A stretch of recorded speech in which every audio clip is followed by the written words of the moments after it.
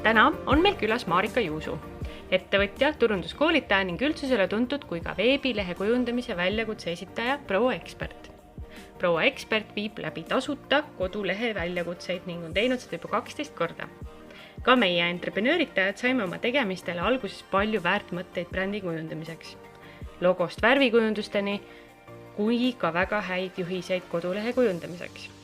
Täna võtame luubi alla kodulehe tegemise nipid ja trikid, kas kodulehe tegemisega saavad tõesti kõik ise hakkama, millal pöörduda eksperdi poole, kuidas kodulehe algust teha, mis on selle puhul esmatähtis, milliste ämbrite otsa kõige tihedamini satutakse ning kuidas sealt kiiresti läbi tulla. Miks on turundusel video parem kui pilt ning räägime lähemalt persoonibrändist ning kuidas see võib sinu ettevõtmisi katalüseerida. Tere tulemast! Tere tulemast! Aitäh kutsumast! Ja hästi tore, et tuli, see on ka selline vahva lugu, kuidas Marika meieni jõudis. Grete, kas sa räägiksid paar sõna? Ja meil on Marikaga väga isiklik kogemus, et kui meie alustasime enda podcasti ideega, siis meil tekkis see mõte, et teeme siis endale tasuta veebimajutuse kaudu ja siis WordPressi kaudu endale kodulehe, mis küll hetkel on poolik ja me hullult loodaks, et keegi tuleks aitaks meid sellega. Ja siis me leidsime selle tasuta väljakutse ja ma saatsin Ritale selle lingi, et näe vaata, et teeme. Ma mäletan, meil oli tohutult tegelikult pingeline aeg ja me kumbki ei jõudnud väga sinna, et Rital jäid kuhugi need lingid lahti, mina täitsa loobusin peale teist päeva vist. Ma võitsin mingisuguse plugini minu arust isegi teilt, aga me seda kasutusel ei ole pannud. Nii et meie siis koduleht, rõhutan, mida ei ole praegu veel, on ka siis nagu sinu väljakutsest saanud selle algseemne ja tahaks selle kuidagi siis sellega ühele poole saada, et teisele poole sinna silda, et saaks selle valmis. Et mina isiklikult olen Wixis disaininud mõned kodulehed, aga tahaks just seda WordPressi, seda probleeme lahendada seal WordPressis. Ta tundub natuke keerulisem või kuidas sa ütleksid?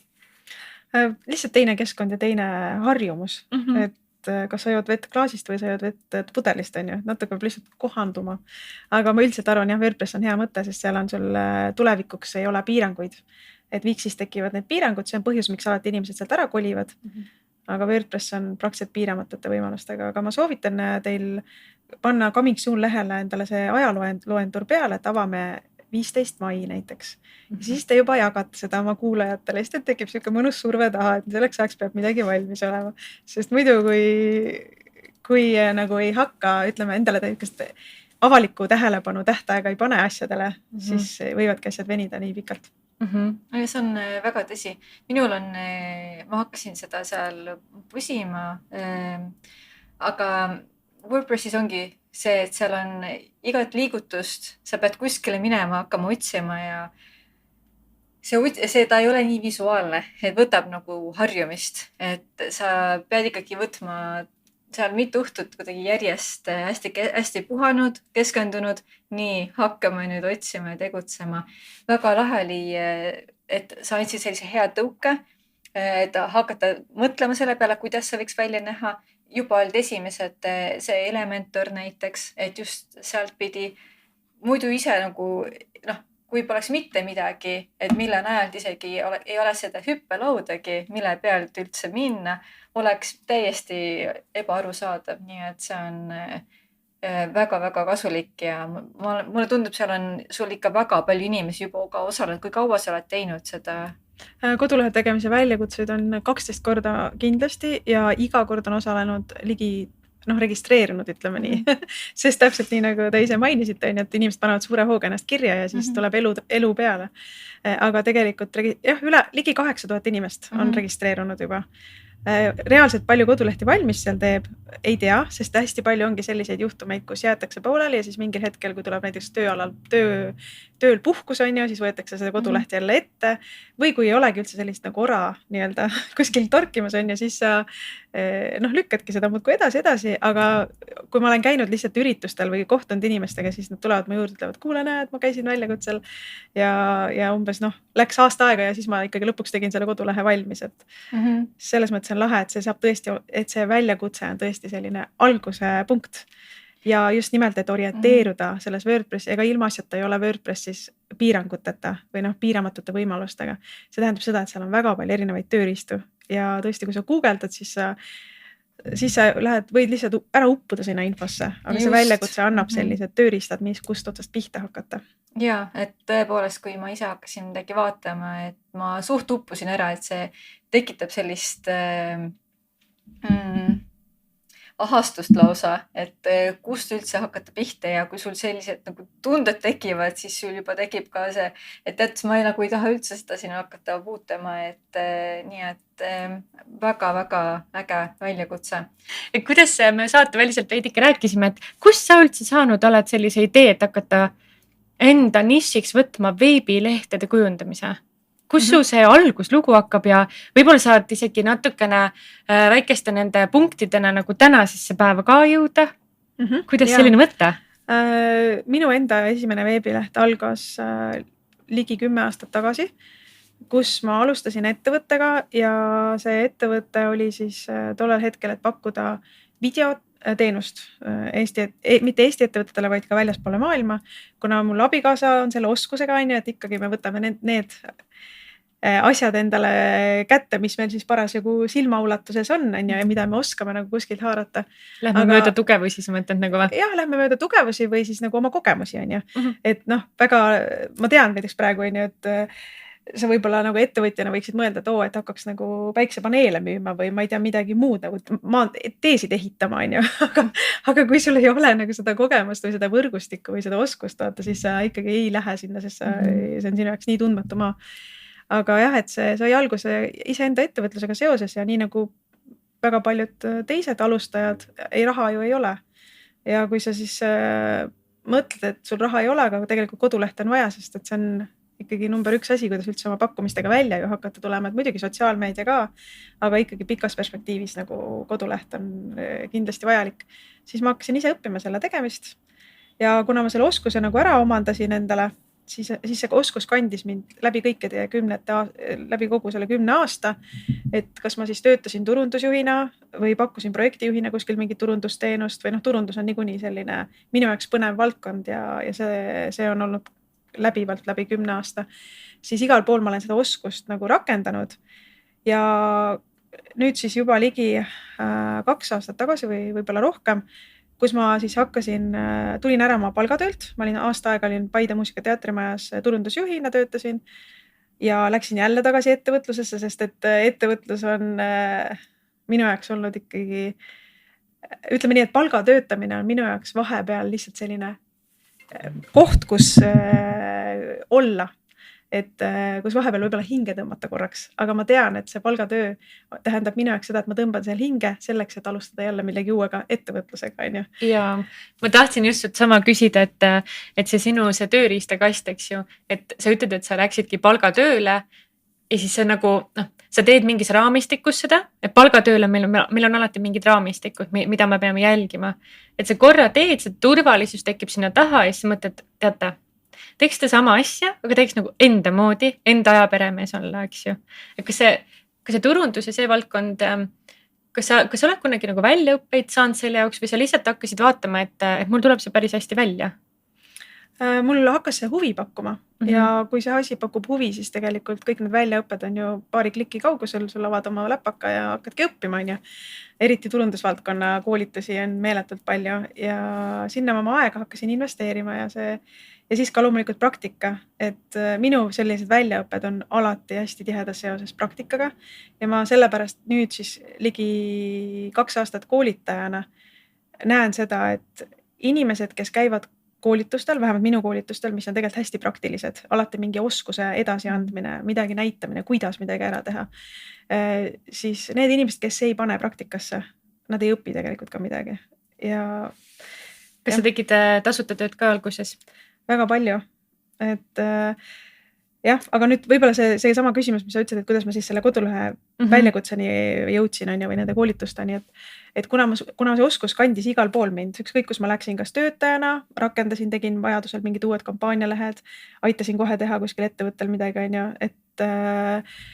aga siis ühel hetkel, kui ma hakkasin vabakutselisena pakkuma turundusteenuseid, see oli esimene samm. Tegelikult, kui ma tulin proua eksperdina turule ja selle proua eksperdi kaubamärgi taga oli vabakutseline Marika Juusu, kes pakkus siis turundusteenuseid ettevõtetele.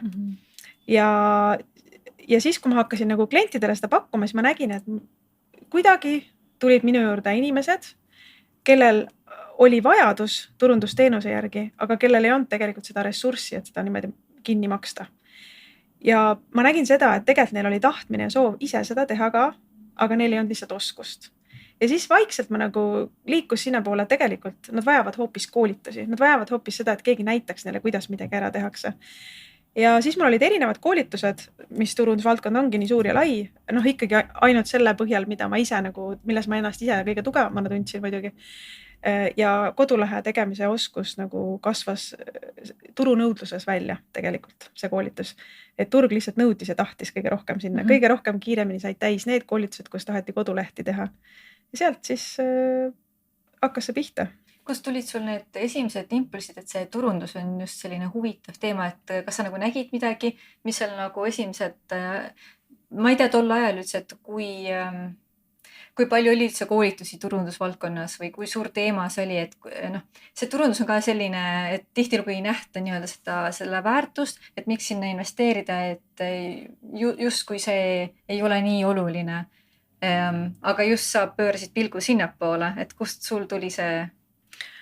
Ma ei tea, ma isegi nagu mul ei ole olnud seda küsimust enda peas, et kas turundus on oluline või mitte, sest minu jaoks on olnud ettevõttes turundus see, kes toob raha sisse.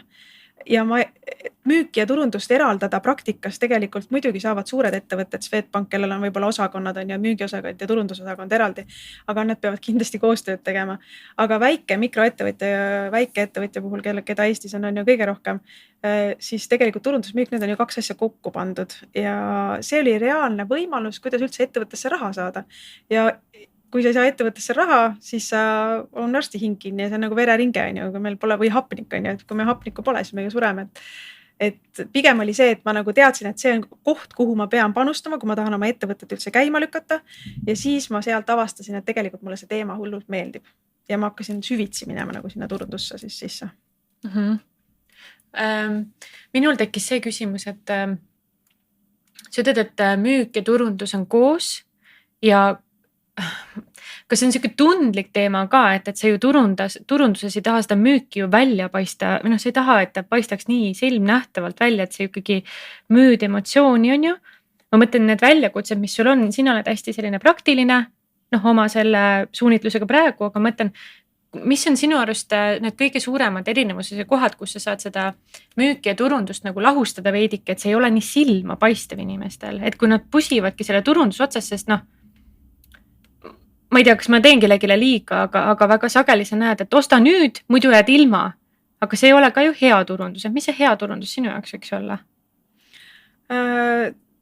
Jah, me ennem seda salvestamist ka korraks rääkisime, et kahjuks müügil on selline halb maitse, et kui ma ütlen, ma olen müügimees, siis sa oled müügimees. Mis sa mulle pähe määrid, on ju? Täpselt on ju, et lähme muutame kohe ettevaatlikuks, et see sõna müük on on nagu ta on. Aga loomulikult turunduse eesmärk on tegelikult ju tuua raha sisse, on ju. See peab olema nii, et kui sul on paks rahakott ja sul on brändi ehitamiseks eelarvet lihtsalt, et olla nagu tore ja ilus ja kena, on ju, siis see turundus võib seal ilutseda ja katsetada ja proovida ja igast asju teha, aga väikeste ettevõtete puhul tegelikult turundus peab reaalselt raha sisse tooma. Ja kuidas seda nüüd teha nii, et sellel ei oleks seda osta nüüd ja osta kohe maiku, siis esimene asi on minu meelest see, et sa pead ise ennast häälestama. Sest sa võid nagu õppida kõik taktikad ära. Kõik turundustaktikad võtta maailma parimatelt turundajatelt, kopeerida neid ja teha nende järgi, on ju. Aga kui sa ei ole ennast õigesti häälestanud, siis tegelikult sellest ei tule midagi välja. Ja see häälestamine, mille kallal tegelikult peab siis iseenda sees vaeva nägema, on see, et ma ei müü, vaid ma tahan aidata. Ma tahan aidata inimesi oma tooteteenusega. Esiteks siit tuleb see, et kas ma päriselt usun sellesse tooteteenusesse, kas ma päriselt arvan, et see on hea asi. Ole iseenda vastu aus. Kui sa arvad, et see tegelikult ei ole, ma tahan tegelikult raha saada lihtsalt. kas sa ise ostaks seda, eks ju? Jah. See küsimus. Et noh, et see ongi seesama asi, et ma ei lähe turule raha saama ja küsima. See on väga lühike pidu nagu. Sa ei jää ellu seal niimoodi. Kas sa oled väga palju näinud seda, mis meil toimub siin näiteks läbi oma koolituste? Jah, ma olen ise sellega koperdanud, sest ega tegelikult tõsi on ju ka see, et meil kõigil on ju raha vaja, on ju. Et ükskõik, kas sa oled siis ettevõtja, palgatöötajana sul on see hingerahu, et sa tead, et iga kuu, teatud kuupäeval sul tuleb see raha ja sul on see hingerahu sees. Aga kui sul oled ettevõtja, siis ühel hetkel, ja neid hetki võib väga palju olla, sul on võib-olla 3 kuud arved maksmata või 4 kuud arved maksmata. Sul on näiteks perekond, lapsed, kelle ees sul tegelikult on vastutus, on ju. Sa pead ja see pinge võib kasvada lihtsalt nii suureks. Aga selline seis, kus sa oled ise nii pinges ja sa oled hing on kinni, paelaga ripub kuskil, on ju, vaevalt. Üliraske on teha head turundust. Sest siis sa lähedki sinna ja teed, osta nüüd, osta kohe 85% allahindlust, 90%, no osta ära, no. Et siis sa laomüük, viimased on laos umbes, see lugu kõik on ju. No, aga see nüüd sellise väikeettevõtte seisukohast on ju, et suuremad ettevõtted, nemad ju planeerivad oma turundust või teevadki sellises rütmis, et kuidas seda öeldakse, et nagu 3, näiteks ütleme, et 8 head leebet postitust on ju, kus sa jagad väärtust ja siis 2 sellist müügipostitust, et võib-olla on isegi siuke takt juba nii-öelda ette pandud sinna, et säiliks see tasakaal. Aga jah, et väikeettevõtted, mikroettevõtjate puhul see häälestatus on tegelikult kõige olulisem. Aga mida sa siis teed, kui sa oled see väikeettevõtja ja hing on kinni ja pael on kaelas? Siis tuleb see olukord ära lahendada kõigepealt, siis tuleb minna kuskile palgatööle. Tuleb leida mingi projekt, kes sulle maksab selle raha. Et tuleb ikkagi vaadata endale peeglisse, mida ma oskan ja millega ma saan raha teenida praegu kohe. Et see asi olukord tuleb kiiresti ära lahendada, sest ma olen olnud selles olukorras, kus ma ei lahendanud seda kiiresti ära, sest mul oli lootus, et muu ettevõte järgmisel kuul hakkab õitsema või järgmisel kuul hakkab õitsema. Ja siis sa võid juba viia ennast nii raskesse olukorda, et sealt on keerulisem jälle välja tulla . Ma pean ütlema, et investeerimisfestivalid ma sain sellise väga hea kuldaväärt tõe enda jaoks, et kõik räägivad ainult sellest, kuidas kõik saab õitseda ja kasvada, on ju, aga kahjumit ei taha keegi vastu võtta. Et see on ka sageli see koht, et kui sa isegi teed seda oma ettevõtet ja sa jäädki lootma, ehk siis sa ei ole nõus seda põlengut vastu võtma, et kuule, tegelikult on kahjum juba 3 kuud, ma ei julge endale otsa vaadata, sest ma ripun mingi niidi otsas, et järgmine kuu on see kuu, millal kõik hakkavad nüüd tahtma hästi suure rapsakaga lenduvad peale. Ühe kampaania veel, ma proovin ühte asja veel, on ju.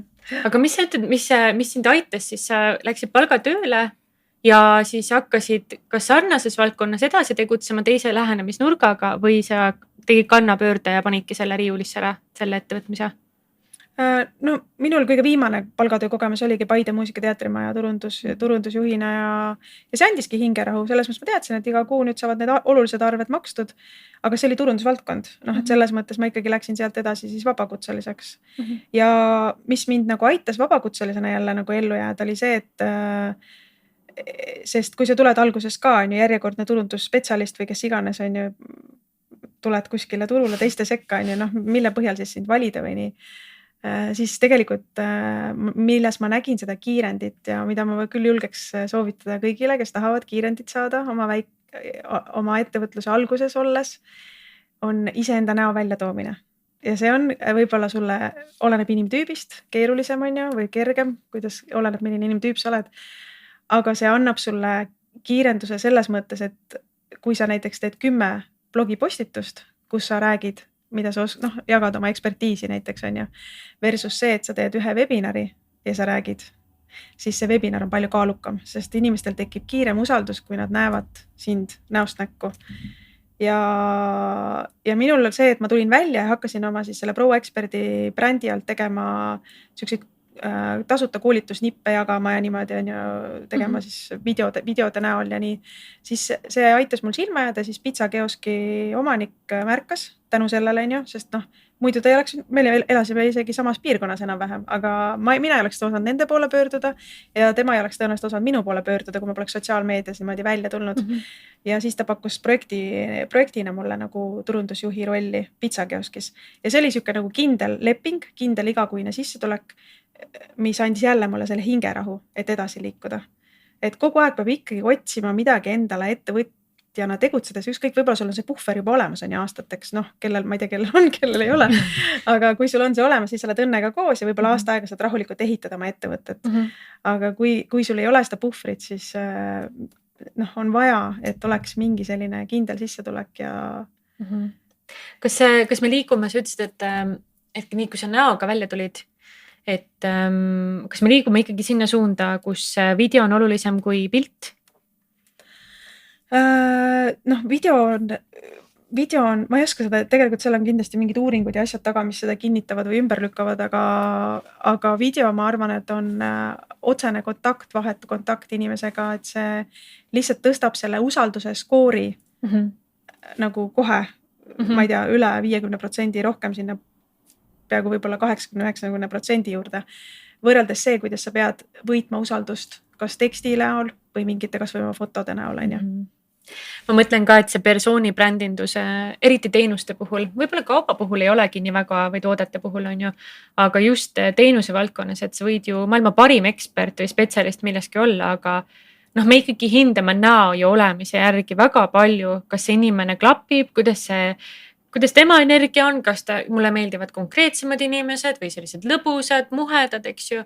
Et mina kindlasti ei sobiks mingit tohutuid koolitusi tegema, sest mulle viskab nalja, ma viskan palju nalja ja mulle meeldib siuke nagu natuke totakas ka vahepeal olla, et võib-olla ma ei tea, mingisugused CEO-d kuskil suurtes firmades, nad ei võtaks mind nii tõsiselt, kuigi ma ei tea, võib-olla täna on see jälle muutumas, et see familiaarsus on hästi laiaks läinud. Ma mõtlen, tehakse juba selliseid ju suurettevõtte reklaame ka, kus ongi selline, ta ei ole siuke karm, siuke külm vesi näkku, vaid ta on ikkagi selline müüme emotsiooni, vaatame, kuidas inimestele peale läheb, eks ju. Mulle tundub, et on muutunud inimlikumaks kogu see turundus, et seda on hakatud hindama, et kas või näiteks ma panin tähele Ryanairi Instagrami, missuguseid meeme nad postitavad oma. Nad teevad enda üle nalja. Nad teevad iseenda üle täiega nalja. Väga huvitav.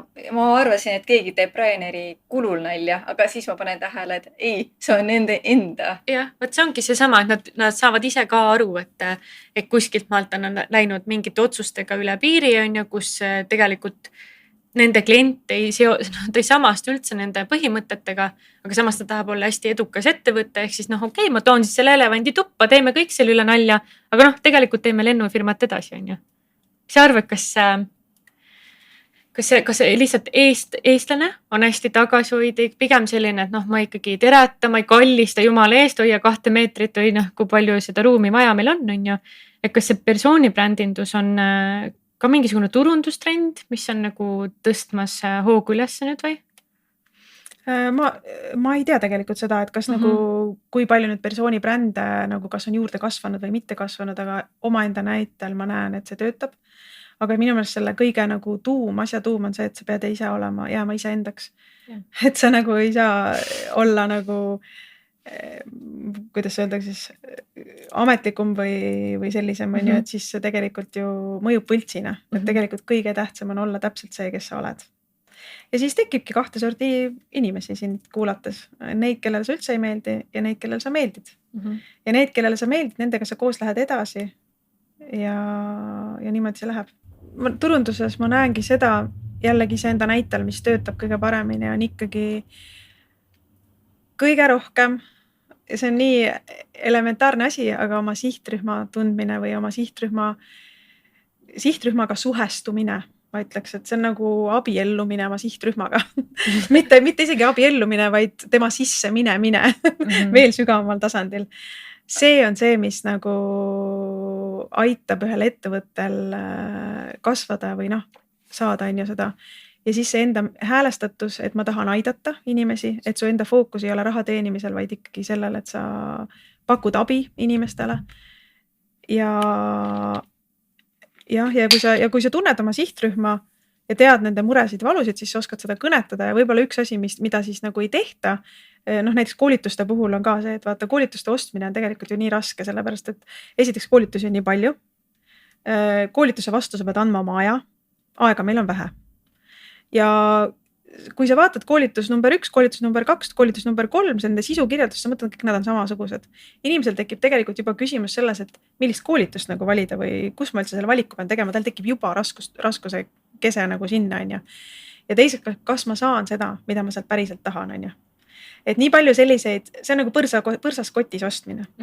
Aga see põrsas tuleks sealt nagu välja lasta. Tuleks teha kilekotti panna see põrsas, et kõik näeksid seda põrsast sealt kilekotis. Ja üks võti on ka see, et miks meie tooteid või teenuseid ei ostata, ei ole selles, et inimesed ei tahaks osta või turul pole nõudlust või midagi. Aga võib-olla plokk on selles, et inimesed ei saa aru, mida nad selle eest saavad. Noh, coachingu teenus näiteks. Kõik sellised asjad, mida tegelikult on nii palju pakutakse, on ju, inimesed ei saa aru, mida nad tegelikult sellest saavad. Võib-olla üks asi on siis ka see pakkuja kommunikatsiooni oskus üleüldse, et alustame võib-olla ka sellest, et seletada ka, et mis on see, mis sa pakud, et kuidas suhelda, et võib-olla sa päris elus ka ei ole nagu tea, mis kõva suhtleja ja sul pole seda oskust. Et võib-olla alustada ka, vaadata endale ka otsa ja jõuda natukene nii-öelda, inglise keeles on see sõna vulnerable, et muutuda siis selliseks haavatavaks ja ausaks iseendaga ka, et ja siis tuleb see julgus ka hakata ka klientidega suhtlema palju vahetumat. Ja siis minu meelest hästi palju ikkagi peab nagu aru saama turu olukorrast ka, mida on raske teinekord teha, sest me elamegi siin mullistunud, on ju, kõigil on omad mullid, kes mida Facebookist või Instagramist näeb parasjagu, vahepeal vaatab võib-olla suuremat pilti ka, aga üldiselt elame oma mullides, Tallinna mullis või siis kuskil väikelinna mullis või kuskil maakoha mullis, on ju. Aga kui vaadata nagu analüüsida seda turgu, kuhu sa lähed tegutsema ja kes on see potentsiaalne sihtrühm ja saada aru sellest jah, et mul oleks mõte tegelikult natuke lendu, aga mul tuli just see turuga seoses see, et aru saada, mis on see turu vajadus. Mulle meeldib, kunagi oli selline, see küll oli täiesti teisel teemal, see oli üldse suhetest rääkis, aga et mõte on siis sama, et kui sa tahad müüa autot inimesele, kes ei otsi esiteks autot, kes ei taha seda värvi autot, mida sa müüd ja tegelikult nagu mul pole lubegi, et mida rohkem sa hakkad ise seda pudelikaela kitsamaks tõmbama, seda rohkem jääb seda sinu konkreetset klientuuri. Et see kuidagi see auto müümine on minu jaoks nagu hästi siuke hea analoog, et ma ei ole huvitatud auto ostmisest praegu, mind teatavad need koolitused täiesti ükskõik, täiesti tuimaks, et võib-olla ka siit see, et need igasugused tasulised reklaamid, asjad, eks ju, et see on hästi kui me juba lähme sinna tehnilise poole peale, siis seal on ju väga konkreetselt su vanusegrupid, kõik 40 kilomeetri raadiuses või sa tahad üle Eesti, on ju, et võib-olla sul on väga hea lai teema, mida sa käsitled tegelikult, veebilehed, pane kas siis range, pane, ma ei tea, 300 kilomeetrit, võib-olla mõni soomlane räägib ka eesti keelt ja tuleb sinu koolitustel, eks ju. Aga meie oma podcastiga võib-olla väga paljusid ei huvitagi ettevõtlus üldse, ongi väga rahul oma päevatööga. Et või vaevalt, et mehed võib-olla huulepulki ostavad, eks ju, et selles mõttes ka oma seda sihtgruppi tõesti sõeludagi. Just selles valguses, et kõik ei sobi kõigile, on ju. Ja, et eks vaata, kui ma isegi praegu, kui mina annan nõu, on ju, siis mina oskan ju anda ainult oma sellest kogemusest või oma sihtrühmast lähtuvalt. Et näiteks minu nõu, et umbes ole siiras, paku abi, häälesta ennast abile, on ju, tule persooni brändiga välja. See ei sobi näiteks sellisel juhul, kui sa tahad müüa mingit tarbekaupa, kus inimeste jaoks on kõige väärtuslikum asi, kus saaks võimalikult soodsalt. Mingisugune ma ei tea, tikutopsi ostmine, et kui oluline meie jaoks on see, mis seal tikutopsi kaane peal on, on ju. Tegelikult me tahaks lihtsalt, tikutops pole ju hea näide, sest ta on juba niikuinii odav, aga et just nimelt see aru saamine sellest turust, mida nad praegu on harjunud kasutama, milliseid tooteid nad tegelikult vajavad ja mis on see nende motivatsioon. Ja kui see on näiteks hind ainult, siis ärimees, õige ärimees teebki nii, et ostab odavalt ja müüb kallilt. Ja seal ei ole mitte mingit emotsiooniga tõmblemist muud vaja, lihtsalt pane õige hind, levita võimalikult paljudele inimesteni, see asi läheb ja sul äri õitseb. Aga kui rääkida nüüd teenuseäridest, on ju, et see ongi see orienteerumine, kus sa tegutsema lähed. Kui sa lähed spordivaldkonnas, mina ei ole muidugi hea näitaja selles osas, ma eriti ei tea nagu spordivaldkondadest eriti midagi, aga no kui sa lähed, ma ei tea, ujumisvõistlustele või sa lähed jooksuvõistlustele, siis sa lähed ja teed kabetamise võistlustele, siis sa ju lähed ja teed need reeglid endale enne selgeks, ei ole võimalik, et sa saad muidu sinna löögile pääseda. Et see turu ja sihtrühma tundma õppimine on mitte lihtsalt selleks, et teha Töötukassale see äriplaan. Just. No, ma olen teinud Töötukassale ja ma sain rahastuse ka Töötukassalt, aga ma ütlen, et see, mis ma sinna paberile panin ja see, mida ma tegelikult reaalselt teen, on 2 ise asja. No mul oli sama lugu, ma tegin ka ja ma ei saanud, aga see oli seetõttu, et Statistikaametis polnud tol hetkel võimalik seda konkurenti välja sõeluda. Ma täna olen väga rahul sellepärast, et ma ei oleks küll viitsinud nende juriidiliste asjade sinna taha ja küll õnneks Töötukassas on väga keeruline seda ainult korra pead esitama ja isegi see kuidas ma ütlen, su tegevus ei pea isegi nagu plussi jääma, eks ju, et ta võib ka miinuses, et kahjumis töötamine on ka majandusarvestuses nagu vastu võetud, aga nagu sa ütled ka, et tegelikult ei ole see ei ole kiusuks, et mida paremini tead, seda lihtsam endal on. Kuule, aga ma tahaks teada hoopis seda, et sa räägid veebilehtede kujundamine. Ma olen oma äriideega. Kujutamisest, ettekujutamisest, selles mõttes on sul õigus. Kujundamine. Et kui ma alustan nüüd oma ettevõtlusega, ma olen selle sihtgrupi ära saanud, on ju, ja ma juba tegutsen ja siis ma nagu märkan, et mul äri õitseb ka mingil määral. Kas sa arvad, et mingil hetkel on see veebilehe nagu kujundimine vältimatu või kas sa näed, et inimesed jätavad sellega tegemata ja on ikkagi edukad? No kujundus, ma arvan, on lihtsalt selline ma ei ütleks, et ta nagu kõrvalprodukt on, aga ta kindlasti prioriteetides ei ole kõige esimene. Et tegelikult ma arvan, et sõnum on kõige esimene, mida sa oma veebilehe paned. Ja kui küsimus on selles, et kas küsimus oli selles, et kui ma oma veebilehte üldse ei arenda, et teen visiitkaardina valmis on ju? Üldse ei tee? Kui ma üldse ei tee või siis kui ma teen ja ta on selline, tead. Visiitkaardi moodi siuke. Jah. Kui sa üldse ei tee, siis kus su kliendid tulevad? Sotsiaalmeediast arvatavasti, eks? Et siis on niimoodi, et sa pead nagu, sul peab olema tõesti selline toode või mida sul ei ole vaja, kus sul ei ole vaja klienti selles mõttes soojendada, et sa paned korraks postituse ülesse, kõik saavad sellest aru, paned hinnalipiku juurde, kõik saavad aru, et see on kõige parem, mis praegu üldse turul saadaval on, sest tegelikult kliendid ju teavad turgu. Et see ongi see, et sa ei pea higistama oma laua taga välja mõtlema seda, et milline minu sihtrühm on või milline minu turg on. Küsi inimestelt, saad vastused ja siis, kui sul on selline lihtne toode, mida sa lihtsalt panedki vahepeal Instagrami, Marketplace'i kuhugi paned üles on ja loomulikult miks vaja kodulehte veel. Aga kui sul on äri, mida sa tahad kasvatada ja kui sul on natuke keerukamad tooted, ehk sa pead natuke rohkem rääkima inimestele, mis see toode on ja mis teenus on. Või sa pead sellepärast rohkem rääkima, et konkurents on liiga tugev. Et sa tahad ikkagi tõestada, et sina oled nüüd parim teistest konkurentidest. Siis ma arvan küll, et üks nagu parimaid viise selleks on koduleht. Sest kui me ise kasutajatena mõtleme, et me ju ei ole ühegi ettevõtte nii suured fännid, et me igat postitust vaatame, mida nad sinna panevad. Me lihtsalt näeme seda, vahepeal tuleb ette, viskab midagi täiesti suvaliselt nagu. Ja niimoodi meie postitused ju jõuadki suvaliselt meie sihtrühmani. Aga ometi see sihtrühm tahaks, et nüüd, kui ma, nagu sa ütlesid, autoostud paralleeli tõid, et sa võib-olla veel praegu ei ole lubasid, aga võib-olla sa teed endale nüüd selle aastal load ära. Ja siis sul tuleb ikkagi see mõte, et nüüd tahaks ikkagi päris autot ka osta, on ju. Ehk siis sa jõudsid teise staadiumisse. Ja kui sa nagu hakkad siis otsima, siis sa tavaliselt lähed ju guugeldama. Ja sotsiaalmeedia postitused sealt Google'ist välja ei tule. Nii et kokkuvõttes ma arvan, et kui sa tahad kasvada, sul on tooted, teenused, mis ei ole niimoodi, et sups ja müüdud või hooajalised, tõesti ongi ainult 2023 suvel saadaval ja rohkem enam ei tule, siis igal juhul koduleht e-pood on nagu vajalik.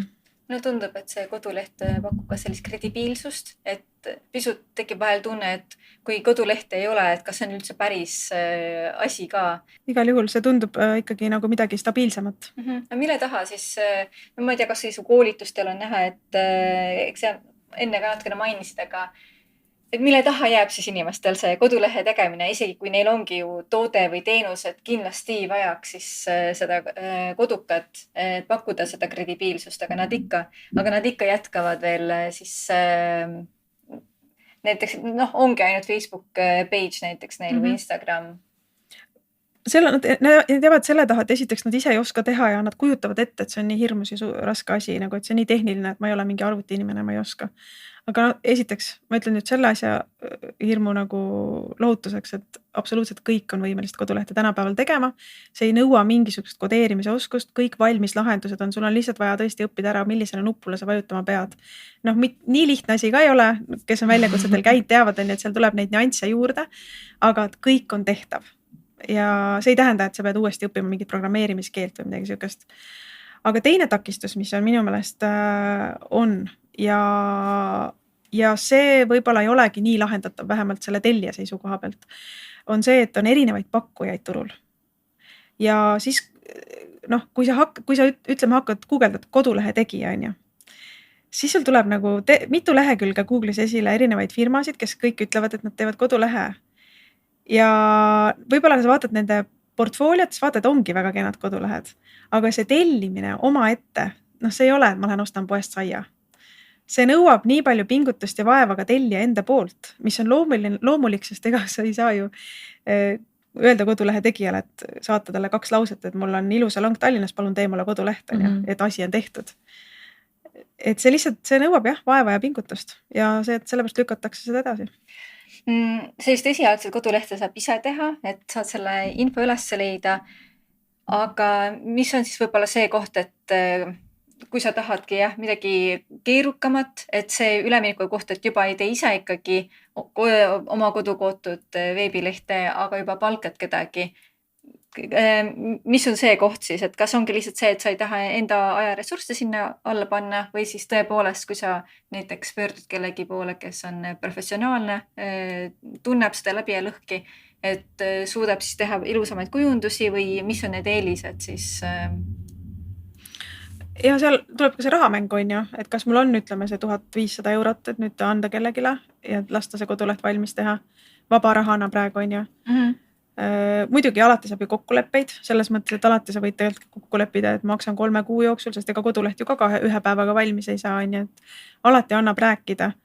Aga võib-olla selline kombo, mida ma soovitan inimestele, kellel on vähe aega ja kes tahaksid endale kodulehte, aga kellel on ka ütleme raha, selles mõttes, et kui ta seal Facebookis hästi läheb äri, noh siis järelikult tal ka raha on ju. On ikkagi see, et see on teema, millega on vaja ennast ikkagi kurssi viia. Et võtta ikkagi see aeg, sa pead noh, selles mõttes, et kui sa pead tekstid ju kirjutama, sa pead ju fotod andma kodulehe tegijale on ju.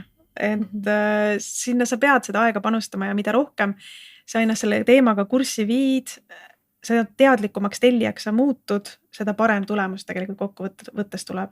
Mul tuleb ka ju vaata kodulehe tellimusi sisse on ju. Ja ausalt öeldes nüüd, kuna mul on koolitused niikuinii juba suuremas osakaalus ja mul lähebki nagu kõige rohkem energiat sinna, ma ei jõua võtta kõiki tellimusi vastu, aga see, kuidas ma filtreerin, milliseid tellimusi ma vastu võtan, on põhimõtteliselt sellest, et milline sisend mulle antakse. Kui mulle antakse selline ebakindel sisend, kõige hullem, et ettevõtja ise ka veel ei tea, millega ta üldse tegeleda tahab, siis ma kindlasti ütlen ei. Sest ma ütlen, et nagu esiteks on vaja endal asjad peast läbi mõelda, mida mina teha ei saa tema eest. Ja siis, kui see sisend on ikkagi selline, et ma ei tea, kas ma tahan, mul ei ole logo ja mul ei ole neid värve paigas ja ma ei tea, mis fotod ja ma täpselt ei tea, et siis ma ütlen ka ei. Sellepärast, et inimesed ei ole valmis maksma kaasamõtlemise eest. Nad tahaks seda kodulehte saada, vaata, on ju. Aga see ongi ajaressurss. See on see teenusepõhine teema, eks ju, et sa tegelikult ju kogu see konsultatsioon, see on nii oluline see, kuidas sa seda brändi kujundad, ehk siis nagu tullakse sinna, et ma pean olema selle teadmisega, et ma pean olema selle veebilehega juba väljas, on ju. Aga ma ise nagu ka ei saa aru, mis ma tegema pean, mis värvid mulle näiteks meeldivad, on ju. Ma mäletan, meie hästi palju aega tegelikult veetsimegi selle küsimuse taga, et millised värvid. Ja noh, meie saime otseselt selle info, mille peale sa ei suudagi ise mõelda, oligi sinu väljakutselt näiteks. Mina sain nii palju asju sealt juurde, et näiteks värvikoodid mängivad suurt rolli, on ju.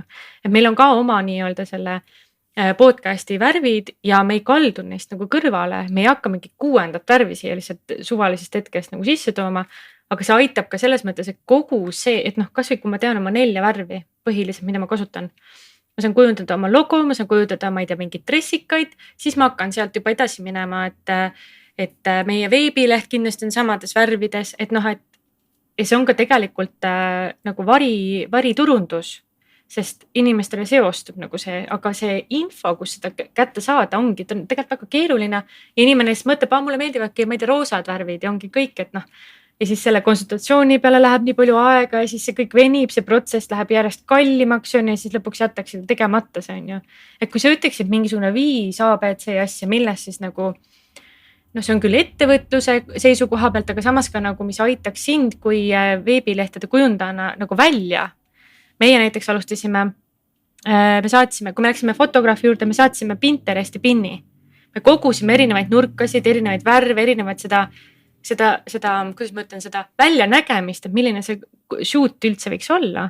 Kas veebilehe kujundamisega võiks ka sarnane tööriist aidata? Jaa, kindlasti, et saaks kõige lihtsam on võtta mingid näidislehed, et millist lehte ma endale tahan, milline mulle meeldib, on ju. Ja lasta siis veebiarendajale öelda, et mis on selline lisaarendus ja mis on valmis lahendus, sest valmis lahendused on alati odavamad kui teised. Aga üks asi jällegi, kui ma räägin seda, et see häälestatus, et ma ei müü, vaid ma aitan inimesi, on ju, siis tegelikult oma ettevõtte suhtes on ka vaja üks häälestatus teha ja see häälestatus on see, et lase sellest lahti. Lase vabaks nagu. Ära ole kinni nagu oma lapses. Vaata, paljud ütlevad, et ma nüüd tegin äri, nüüd on mul nagu 3. laps või teine laps või minu beebi on ju. Et see kohati on see tore, sellepärast et sa nagu hoolid ja paned oma hinge sisse, aga tegelikult see võib saada suureks takistuseks ka. Sest see võib saada selles mõttes, et see, et üleseotus tekib, eks ja sa ei näe enam objektiivselt asju ja kokkuvõttes see roosa värv, mida sa täna välja valid, on ju, homme tegelikult sulle meeldib hoopis lilla ja meeldib sulle võib-olla hoopis must, on ju, aasta pärast.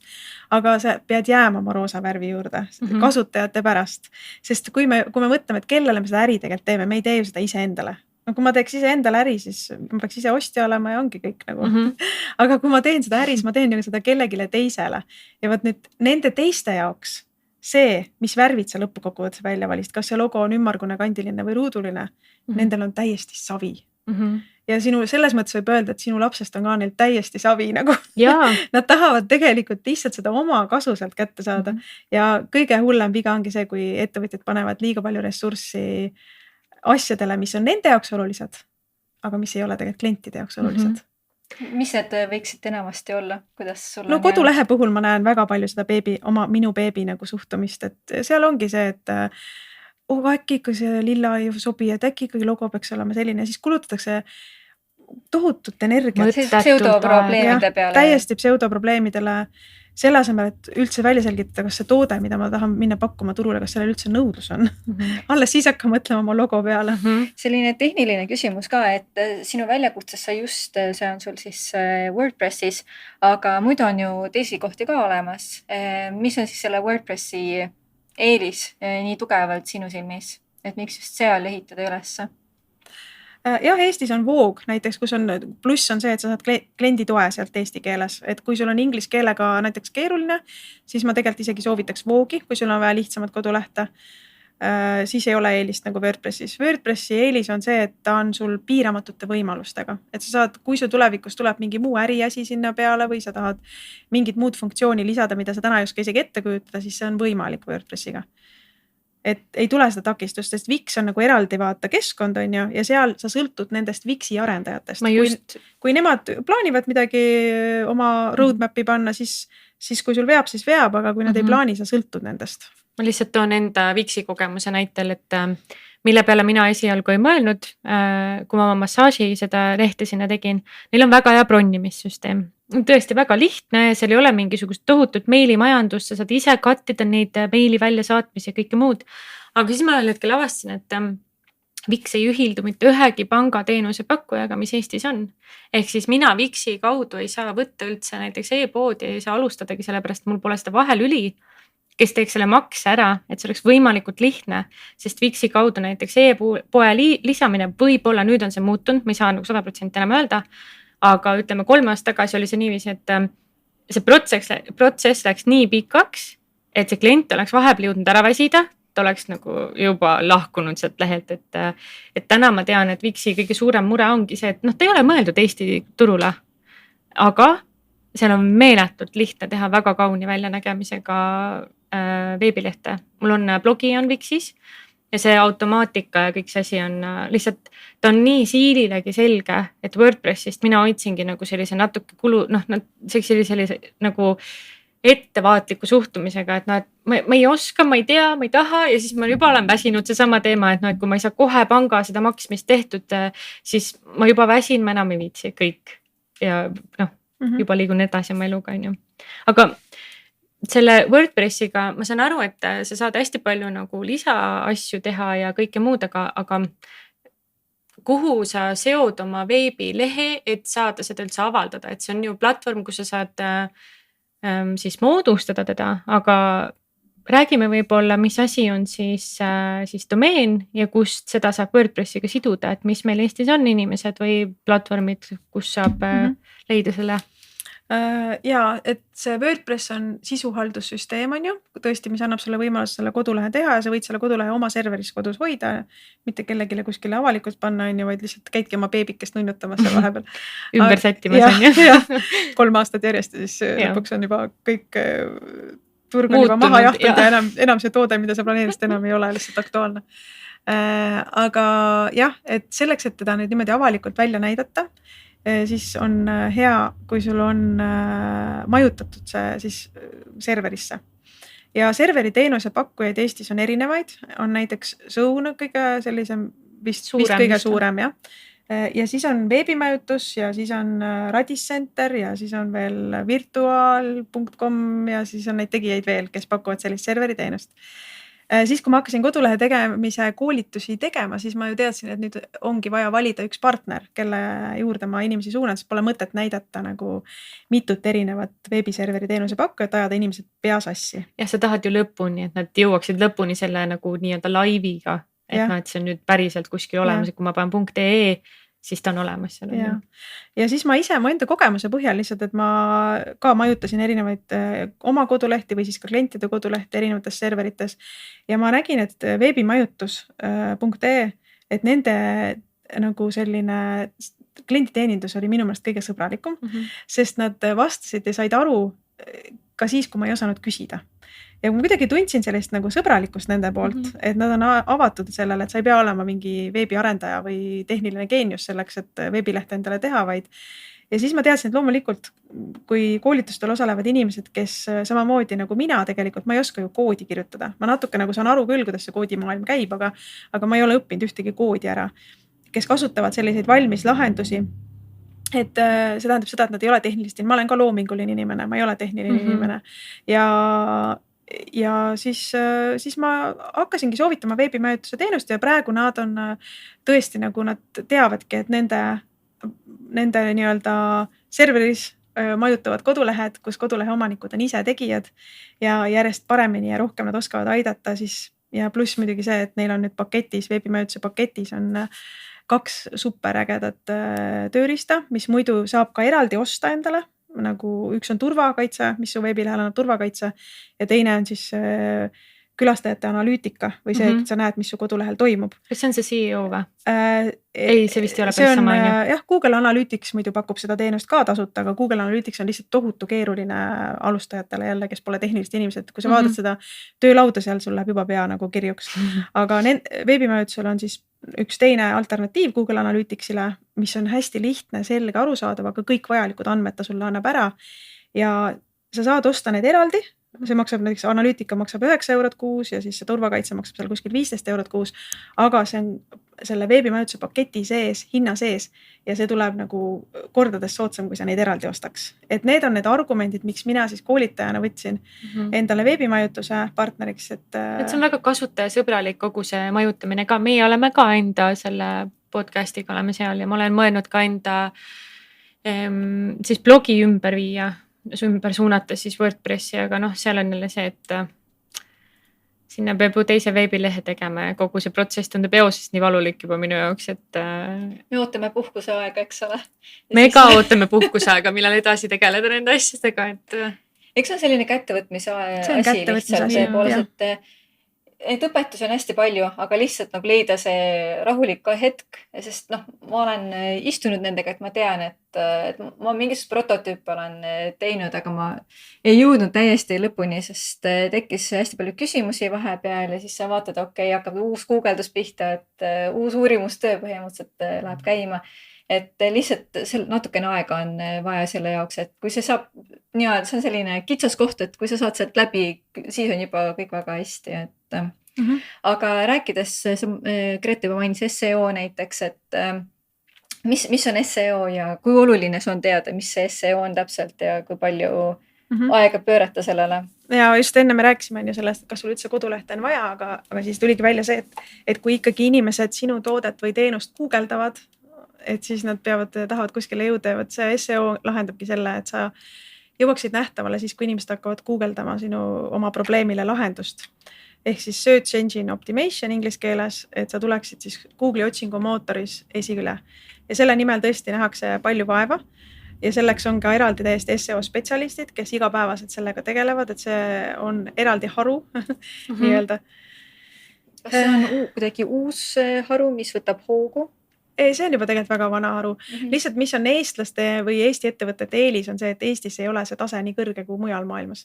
Et mujal maailmas sa pead ikka 10 korda rohkem võimlema selleks, et üleüldse seda sinna esilehele tulla, aga õnneks... See koorekiht on väga palju õhem, et noh, et kui sa teed midagi väga hästi, siis noh, meil ikkagi töötab see ei ole tilk anonüümsust siin meres, vaid sa oled ikkagi nagu, kõik teavad sind, et sa lähed uksest välja ja see on see, kes teeb neid asju, et noh, sul ei ole nagu nii palju vaja tõesti võimelda, et seda SEO-d jälgida küll ainult see, noh, me räägime ainult Eesti turu mõttes, kui sa tahad väljapoole liikuda, siis ta muutub nagu hästi oluliseks. Olen kuulnud ka sellisest väitest, et siis muutub ka oluliseks see, millised märksõnad sul on seal kodulehel on, et kui tihti neid guugeldatakse, et me oleme kummalisse ajastusse liikunud, kus sõnade kasutus on väga oluline. Et ma ei tea, panedki veebileht on ju ja siis sa näed, kui sageli kasutatakse seda sõna ja kui sa seod selle sõna enda kodulehega, siis nagu see traffic läheb suuremaks, eks ju. Ja SEO-l on nagu SEO puhul, kui sa kodulehte teed, et siis ongi põhimõtteliselt 3 põhiasja, mida sa jälgima peaksid, olekski kõigepealt see, et sa tead oma neid märksõnu, otsingumärksõnu, millega inimesed guugeldavad. Et nad võivad guugeldada kodulehe tegemine, aga nad võib-olla guugeldavad veebilehe tegemine. Et seal on siis 2 erinevat sõna, et sa pead teadma, millist rohkem guugeldatakse. Kuidas inimesed on harjunud rääkima, eriti need, kes tulevad oma palgatööst, kus on olnud väga spetsiifiline, näiteks juristid või keegi, kes on võib-olla väga terminoloogiliselt kasutanud teatud väljendeid, peavad sellega ennast ümber harjutama, et maakeeli hakata rääkima, nii nagu inimesed maakeeli guugeldavad. Ehk siis jah, märksõnad on olulised, siis on veebilehe struktuur oluline, sest robotitele meeldib, et nad saavad aru, mis loogika seal taga on. Ja see loogika peab enne sul peas paigas olema. Ja kuidas sa seda loogikat endal paika saad peas, see, et sa joonistad selle paberi peale, kõigepealt mõtled läbi, milline su kodulehe navigatsioon, menüü, kõik need asjad, milline see saab olema. Ja see on tegelikult hästi hea stardipositsioon ka kodulehe tegemiseks, sest seal tihti tekib takistus, kus inimesed, kui nad ei tea, mida nad sinna kodulehele panna tahavad, siis tegelikult kõigelt tuleb selgeks mõelda see osa. Mis aeglustab kodulehte?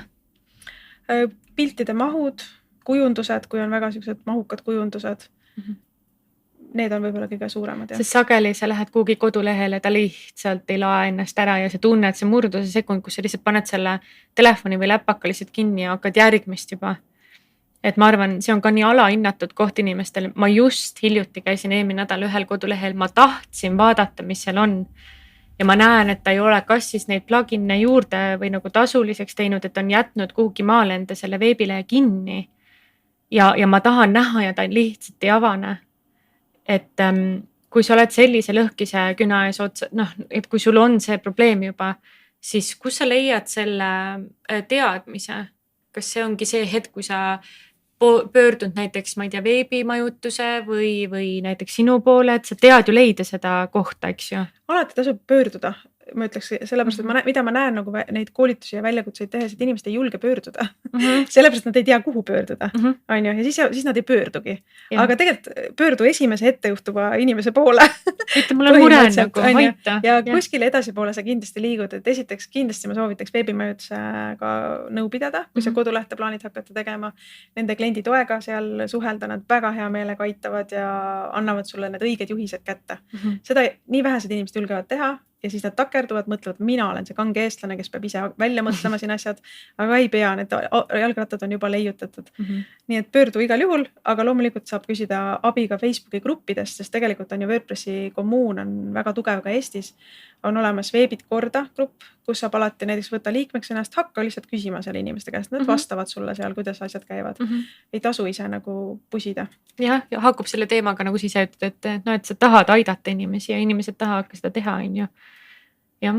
Ütleme, et sul on see veebileht juba valmis ja toimetad ja nii edasi, aga paned tähele näiteks, et sinu veebileht tõesti ei jää kuskil eriti silma või on vaja võib-olla hakata muutusi sisse viima, et ma ei tea, kas on mingit tarkvara või siis see analüütika, eks ole, või mis on veel need võib-olla jah, siis tööriistad, kuidas sa saad hakata aru saama, et mida on vaja muuta vaikselt, et kas võtta äkki testkasutaja mingi terve perekonna ja suguvõsa läbi, et palun klikige kõik kohad läbi ja kui kuskil midagi katki on, sest sa ise ju oled selle keerise sees ja kogu aeg kujundad ja tõstadki oma roosasid kastikesi ümber selle edasi-tagasi.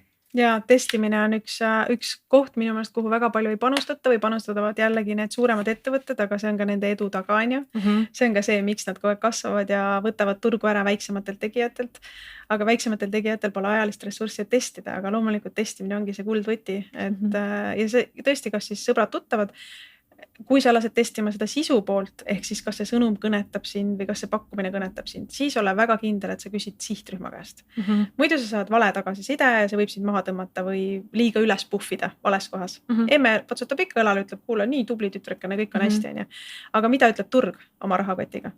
Ja selles mõttes, kui sa küsid sisulist tagasisidet, siis kindlasti sihtrühma pealt ja tasuks seda teha Zoomi kõned näiteks, leppida kokku 15 minutit kõne kellegiga tutvusringkonnas, ütelda, et teha kindlaks, et ole see inimene, sest siis sa vastad minu sihtrühma profiilile ja alles siis ma tahan sinuga kõne teha, sest muidu see võib mind eksitada, on ju.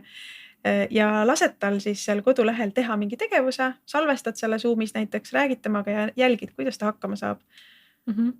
See on hästi hea mõte, sest ma arvan, et sageli me lihtsalt eeldame, et kõik toimib ja tegelikult ma ei tea 100 kliendist 50 sul takerduvad ühe koha peale ja siis ei saagi kunagi teadlikuks sellest. Aga muidugi analüütika on ka see, on ju, mis nagu ikkagi näitab, et kui inimesed liiga kiiresti hüppavad su kodulehelt minema või siis võib-olla see kiiruse teema, et ei lae midagi ära, on ju.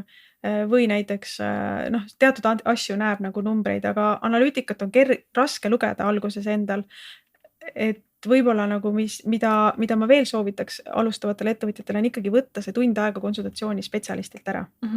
Siis see nagu sa võidki võrdusmärgi sinna taha panna, et kui kiire guugeldaja ja hea guugeldaja sa omast arust oled, on ju. Et kui sa oled hea guugeldaja ja siis sa võib-olla guugeldad selle info välja ka, aga see läheb kindlasti rohkem kui tund aega.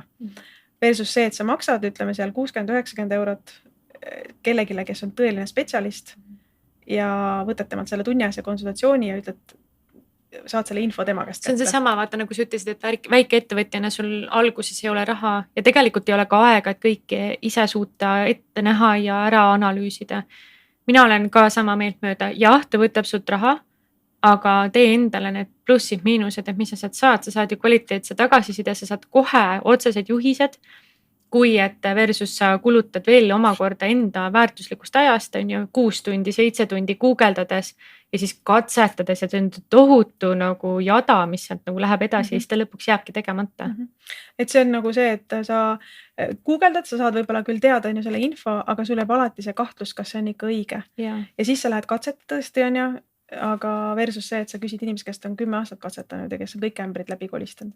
Me rääkisime enne turvalisusest, selline huvitav sõna nagu bot on ka päevakajaline, et Greta ka siin mainis, et meil juba käivad seal Instagramis mingid botid ja nii edasi. See on väga kohutav, meil on, meil on 300 natukene ülejälgijad praegu tekkinud tegelikult päris lühikese aja jooksul. ma saan ise ka aru sellest, et mida suurem traffic on vaata ühel sellel kasutajakontol, seda rohkem hakkavad ründama igasugused tegelased, kes on tekitanud mingi bot'e või mingisuguseid, vanasti oli vaata Trooja sõdurid, ma ei mäleta, kas Windowsil vist olid, ma ei tea, kas enam nad eksisteerivad, aga kuidas sa nagu saad vältida, et meil on näiteks kahepoolne autentimine on ju igal pool, mis on ka väga, millest väga paljud mööda vaatavad ja kaotavad oma kasutajaid ja peavad maksma, eks ju. Et aga kas veebilehel on ka võimalik maha võtta su veebilehte mingisugusel suvalisel botil? Kahjuks küll jah. Ja seal ei olene üldse sellest, kui vana või noor see WordPress on, et ma mõtlen, kes minu väikest pisikest WordPressi siin tahab päevast number 1 tahab. Ja just nimelt need botid on ju, sest nemad ei tee vahet, kas seal, mis see sisu seal on. Nemad tahavad kõike lõhkuda, mis lõhkuda annab, aga jällegi, et see turvaline veebiserver on ju, mida veebimajutus näiteks pakub ja veebimajutuse paketis pluss paketis me soovitaks nagu kõigil selle võtta, on super mega hea turvaplugin, mis tõesti niimoodi, et sa pead lihtsalt tegelikult sa ei pea isegi midagi tegema. Sa lihtsalt tellid selle pluss paketi ja veebimajutus põhimõtteliselt ise hoiab seda korras sinu eest. Ja sa võid olla 95% kindel, et su lehega midagi ei juhtu, aga siis loomulikult on see hügieen on ju. Turva parool, et oleks nagu mitte ära arvatav. Siis just nimelt see 2-astmeline autentimine, siis nende pluginate uuendamine või siis automaatuuenduse sisse lülitamine ja teema uuendamine ehk siis nagu ajakohas oleme, sest et iga asi, mis on vana ja aegunud, seal võivad tekkida turvaaugud ja sealt kaudu võib tulla siis sisse see asi. Aga neid tegevusi, mida ise kodulehe omanik tegema peab, neid ei ole tegelikult palju. On olemas juba abimehed ja tegelikult võiks selle eest ka hoolitseda see platvorm, kus sa majutad ennast ka mõnes mõttes, et kui, nojah, domeeni majutus. Ta saab hoida ainult serverit, ta ei saa hoida sinu kodulehte, sest sinu koduleht on sinu enda oma. See on ka see põhjus, miks tasub sotsiaalmeediast kolida nagu või teha endale kõrvale veebileht, sest ta ei tea, kuna sul sotsiaalmeedia kinni pannakse, midagi juhtub. Aga sul on koduleht on sinu oma vara, see ei kuulu mitte kellegile. Kui see ei ole Wixis, sest kui sa oled Wixis, siis sa sõltud endast. Aga kui see on WordPressis, siis see on sinu enda failid, sinu enda vara nagu. Jah. Ma jäin mõtlema lihtsalt selle peale, et veebilehest nagu on, veebilehe turvalisusest võib-olla räägitakse vähem, aga ma tahan täiega teada, mis asjad need cookid siis lõpuks on nagu. Mul lihtsalt hakkas tekkima, kas see peab igal veebilehel olema ja mida see endaga kaasneb, kas see ongi see sama, et kõik mida, see on see sisuline allkiri, mis sa annad abieluga ka vaata, et ma vastutan kõige eest, et okei, te võite kasutada, kas see on see GDPR-iga tulnud kaasa siis see? No cookid on need, mis aitavad siis turundajatel jälgida sind, et sa oled seal külastanud põhiliselt, kuidas kasutatakse Facebookis. Näidatakse sulle reklaami, kui sa käid ühel veebilehel on ja siis näidatakse seda reklaami. Google Analytics paneb ka sulle cookid taha, sest ta tegelikult ju jälgib sind. Aga seda ei pea olema igale kodulehel ja seesama näiteks veebimajutuse pluss paketis olev analüütika plugin on alternatiiv Google Analyticsile ja ta on just missioonipõhiselt ka alternatiiv. Ta ei jälita inimest. Nii et selles mõttes, kui sa näiteks kasutad seda külastajate statistikat, sa võid isegi uhkusega panna oma veebilehele, et sinu andmed on täiesti privaatsed, kaitstud, me ei jälita sind, mine rahuga või tule siis tagasi, kui tahad. Et kui sa tahad meie käest näiteks, ma ise teen selle lükke nüüd lähiajal ära, et ma panen oma kodulehele niimoodi, et teen lihtsalt ühe meiliga liitumise vormi, et kui sa tahad, mul juba see on seal, aga ma siis teavitan inimesi, ütlen, et kui sa tahad minu tegemiste kohta või nende koolituste kohta midagi uurida, siis see on sinu valik, liitu meililistiga. Aga ma ei pane sulle salaja mingit cookit nii-öelda taha kuskile riputama.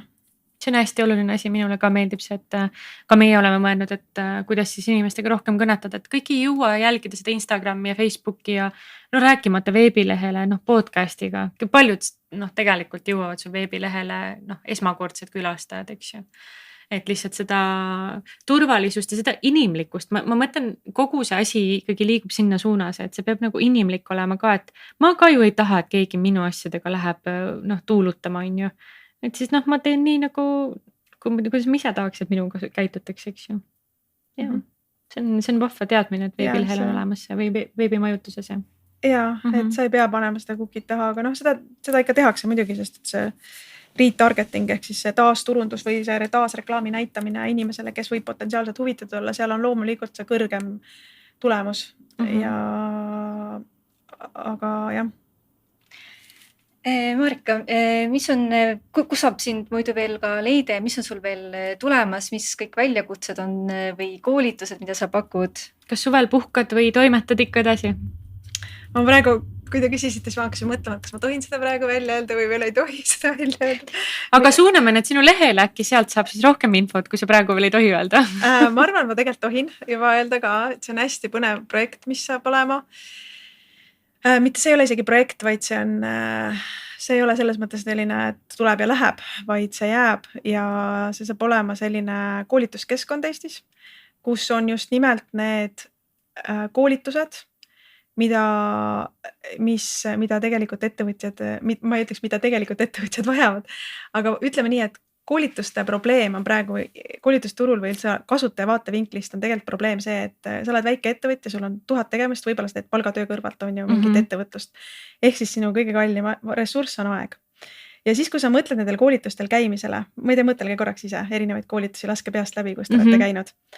Minul isiklik kogemus on see, et kahjuks ma pean tihti tunnistama, et see oli küll tore aeg, inspireeriv aeg võib-olla isegi, aga palju ma sellest koolitusest reaalselt rakendan. Sisuline pool on nagu jah.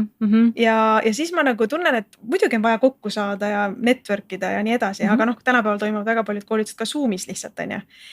Aga on sellist koolitusi, kus sa istud 2 tundi ja sa kuulad seda ja sa mõtled, et tegelikult ma ei saanud midagi kas uut teada või ma ei saanud midagi teada sellist, mida mul oleks päriselt täna vaja. Ma ei tea ju seda, mis mul tuleb ülehomme vaja on ju. Aga võt see sama koolitusplatvorm, mis on nüüd tulemas varsti, juuni alguses plaanime selle nagu koostöös veebimajutusega nagu turule tuua. See saab olema siis selline ampsude koolitus, kus on 10-minutilised ampsud ja igaüks saab valida endale täpselt selle ampsu, mis tal vaja on. Et kui on vaja näiteks veebilehe turvalisus korda saada, siis sa võtad selle 10-minutilise koolituse või videojuhendi endale ette, teed selle asja ära. Siis sa teed järgmise sammu ära, siis sa teed järgmise sammu ära. Ehk siis selline koolituskeskkond, mis aitab liikuda sinuga kaasas selles tempos, nagu sa tahad ja nendel teemadel, nagu sa tahad. Mulle tundub, et sellist asja meil nagu ei ole, eriti vist eesti keeles, et tundub, et see on küll midagi täiesti uut. Ja mina ka ei tea, et oleks Eestis. Ma ei ole muidugi väga palju nagu kamminud läbi, aga nii palju, kui ma kuulnud olen, siis tõesti ma ei tea, et oleks. Et on ikka selliseid toredaid kommuune, nagu näiteks turunduslabor ja võib-olla teised sellised kommuunid, kus ettevõtjana sa harida ennast saad. Aga selliseid ampse, kus mul on reaalne vajadus ja ma lähen, võtan selle, ma ka ei tea, jah. Väga lahe, kui sul on, sest see kodulehe tegemis on selline, kõik kujuta, et see on ikka väga tehniline asi. Sa ise ka mainisid, et sa ise tehniline inimene ei ole, et pigem sa oled loovinimene, et muuta siis see kuidagi söödavamaks see kodulehe tegemine, et ta ei tunduks nii hirmus. Ma sekundeerin, sest mina olen ka selline, kes tahab nagu, okei, ma teen nii ja siis ma suudan jälgida, ma suudan selle vahepeal pausile panna ja siis ma saan aru, et see nõuab ka teatavat nagu enda initsiatiivi, aga samas jälle siis, kui sul on see probleem, et sa ei pea kogu seda koolitust läbi võtma ja piinlema seal kohtades, mis sul on ammu lahendatud, on ju. Et väga-väga väärt mõte. Väga lahe. Isegi kui ma olen võtnud näiteks mõned YouTube'id, et nad ongi tunniajased ja siis sa istud ja kuulad algusest lõpuni ja sa ei saa aru ka, et mis koht sul siis seal täpselt on vaja või ei ole vaja. Nii et need ampsud minu meelest on see on hästi hea mõte. Muidugi see ampsudega, seal saab olema ka kursuseid selles mõttes, et need kursused lahendavad siis selliste inimeste jaoks mured ära, kes alles alustavad, näiteks ütleb, ma tahan teha salongi, ilusalongi. See tähendab seda, et sul ei ole vaja teada, ma ei tea, kuidas näiteks TikTokis mingit ägedat reklaamikampaaniat vaja teha. Sul on kõige praktilisem see, et sul on vaja teada, kuidas oma kodulehte valmis teha, kuidas oma teenuse hinnakirja ploki valmis panna sinna, kuidas oma portfoolio panna sinna ja mis sul reklaamistrateegiast vaja on. Sul on vaja teada, kuidas teha kohalikku reklaami, et see jõuaks teatud kilomeetrite raadiuses ulatavatele inimestele, kellele sa tahad jõuda. Ehk siis neid tükke ei ole palju. Aga kui see inimene nüüd alles alustab selle ilusalongiga, siis ta tegelikult ju ei tea, mis tükke ta vajab. Ja võt need me pakendame kokku siis selliseks kursuseks. Ja just nagu ettevõtte valdkonna põhiselt, et sa saad minna sinna keskkonda, ilusalongile, turundusstrateegia, palun väga võtta, sa näed, mis ampsud seal on ja see annab sulle sellise nagu ka selguse, sest muidu sa lähed sinna ampsude küllusesse, sa mõtled, oota, millist ampsu ma vajan, et sa ma ei teagi. Sa ütled juunis siis, jah? Juunis, jah. See on juba väga varsti. Väga lahe. Seal ei saa kohe alguses olema kõike, aga see ongi lihtsalt üks näide ka, kuidas tegelikult mina arvan, et võikski ettevõtlusega tulla, et sa tule turule ära ja vaata, mis siis juhtuma hakkab. Ja me tuleme ka turule sellise algse variandiga, kus on kodulehe tegemise koolitused, võib-olla ka SEO koolitused ja võib-olla natuke reklaamistrateegia koolitusi ka, erinevad koolitajad, kõik, kes seal on, teevad neid asju, neid ampse. Aga neid järjest lisandub juurde ja neid lisandub ka vastavalt nõudlusele juurde. Kas sa ise enda tegemistega teed ka veel edasi neid tasuta väljakutseid? Proua ekspert jääb ikka alles, et proua ekspert siis olen siis mina. Muidu vahepeal mul oli plaan, et mu proua ekspert laienebki selliseks natukene nagu koolituse brändiks, et erinevad prouad võivad tulla sinna koolitama. Või tahtsin küsida, kas mõni härra ekspert ka Jah, tuleb? aga kuna seda koolitusplatvormi hakkan ma peamiselt ja põhifookusena nagu juhtima, siis mina olen üks koolitajatest seal. Ehk siis proua ekspert on üks koolitajatest seal koolitusplatvormil. Väga tore. Aga kui me sinuga otse tahaks ühendust võtta konsultatsiooniks või koolitusteks, siis kus me leiame sind? Siis tulebki guugeldada proua ekspert ja siis tuleb juba välja. Sinu SEO on väga tugev juba. Proua ekspert ja rohkem ma Eestis ei tea, kes sellise brändi nimega toimetaks, nii et. Tundub, et meil läheb ka hästi selle entreprenööritamisega, et juba vaikselt liigub ja levib. Ja nimi on võlusõna, et see film, mida ma vaatasin, ma ei ole seda raamatut lugenud, aga McDonaldsi asutajate on ja see oli see founder on ju, oli selle filmi nimi. Et seal vaata ka tegelikult seal filmis tuli välja, ütles, et miks ma selle McDonaldsi ostsin selle nime pärast. Ma ise arvan, et see ei ole nagu nii ületähtsustatud asi, aga tõesti entreprenööritajad on ka lahe nimi ja meelde jääb. Ta on lahe sõna, me ise ka hullult fänname. Ta on Vimkaga, see on see kõige ägedam osa ka sellel.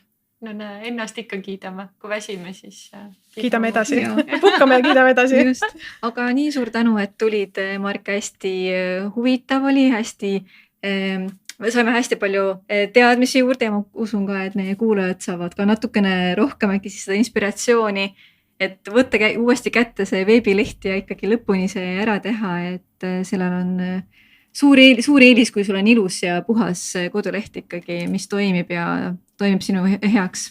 Ja mina omalt poolt väga kiidaksin seda tasuta väljakutse ülesehitust detailsusteni välja, et millised värvid, et ma mäletan, et teil oli üks ekspert seal külas, kes rääkis, et kui oluline on valida värve, mis valdkonnas hakkad tööle, et mis emotsioon on mingitel asjadel taga, et detailsusteni, et tegelikult see on nagu tohutult mahukas ja nagu info küllastunud nagu väljakutse ja miks mitte kasutada tasuta varianti ära, et hästi vinge. Meie saime, me tegime enda kodulehele ka ja üldse meie brändile tegime cheat sheet'i, ehk siis meil on kogu see info enda jaoks lahti sõnastatud ja tead, kui hea on sinna tagasi minna.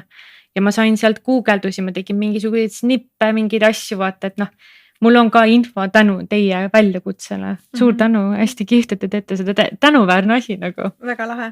Ja ma ütleks veel lohutuseks, koduleht ei saa kunagi valmis, nii et tee lihtsalt see üks leht valmis, palun, ja pane see avalikult ülesse. Ja sa saad seal taustal tegelikult toimetada, et võib-olla see, et mul on vaja koduleht valmis teha, et see on nagu üks suur segamini tuba, on ju. Aga korista see üks kööginurk ära ja vaata, kui hea hakkab juba. Pane see üks leht ära nagu sinna üles, on ju. Just. Kas siis coming soon? Me peaks ka selle kätte võtta. Jah, panete lihtsalt oma kontaktid sinna, lingid ja tegelikult seda kõigile elu lihtsamaks klientidele ka. Aitäh selle väikse märkuse eest, me peaks ennast kokku võtma korraks kas või. Ja aitäh sulle, Marika, et sa tulid ja hästi palju edu ja loodame, et me saame suunata ka teie sinna uuele sellele platvormile. On ta platvorm siis, jah? Enda kuulajaid ka. Jaa, väga äge. Aitäh tulemast. Aitäh kõigile kuulajatele. Palju edu kõigile ettevõtmistes. Ja meie poolt ka. Tšau! Tšau!